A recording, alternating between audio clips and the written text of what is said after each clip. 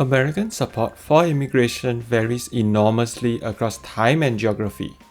For example, in 1993, 6% of Americans supported increased immigration, and this rose to 24% in 2017. Is there a science behind why some Americans accept immigrants and others don't? We often think it's a blue versus red issue. I mean a Democrat versus Republican issue. And indeed it is. Today, 47% of Democrats support increased immigration, while 11% of Republicans do. However, there is much more consensus than most people think. Multiple studies have found an inverse relationship between immigration levels and welfare spending.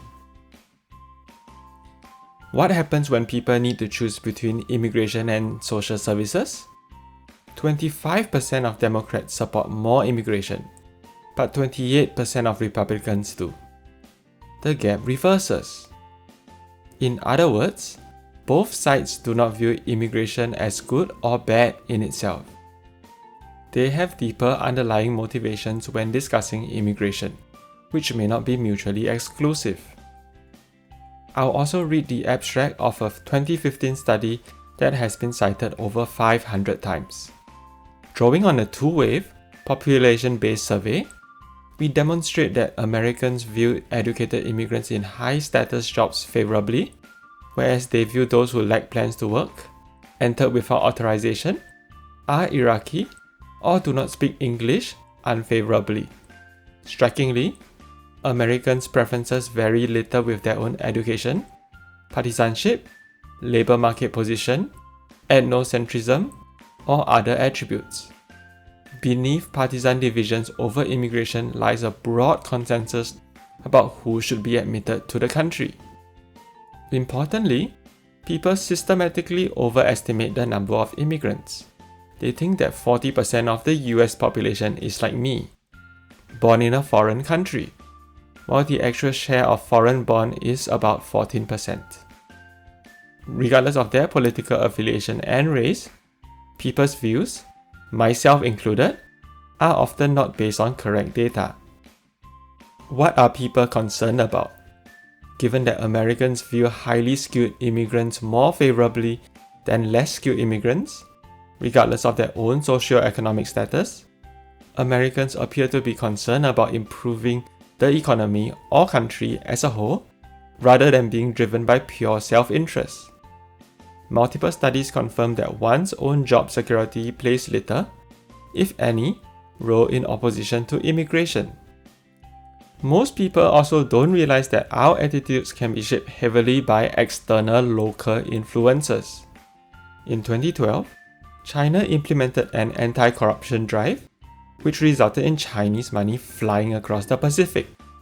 The Chinese bought large amounts of real estate, 29 billion in 2015 alone, compared to 4 billion in 2009, and property prices increased.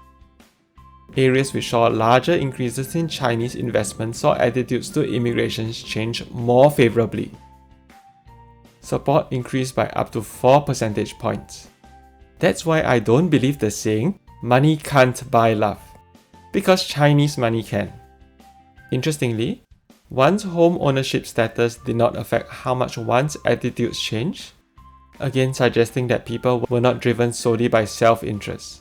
Rather, people appeared to be happy that the local economy had improved. Even prejudice against immigrants can be wiped out within 5 minutes. Some researchers had canvassers approach 6,000 households in California and Tennessee. They found that telling a 5-minute story about an unauthorized immigrant increased inclusionary attitudes. For example, there was a 12.4 percentage point increase in support for unauthorized immigrants eligible for college scholarships at state colleges, and a 7.4 percentage point increase in support for offering them in-state tuition at state colleges. The increases persist for at least 3 months. The effect was the same whether the canvasser was an immigrant or whether the person supported Donald Trump. So the next time you get into a discussion about immigration, remember that great stories happen to those who can tell them. Thanks for watching this video. If you enjoyed it, don't forget to like and subscribe.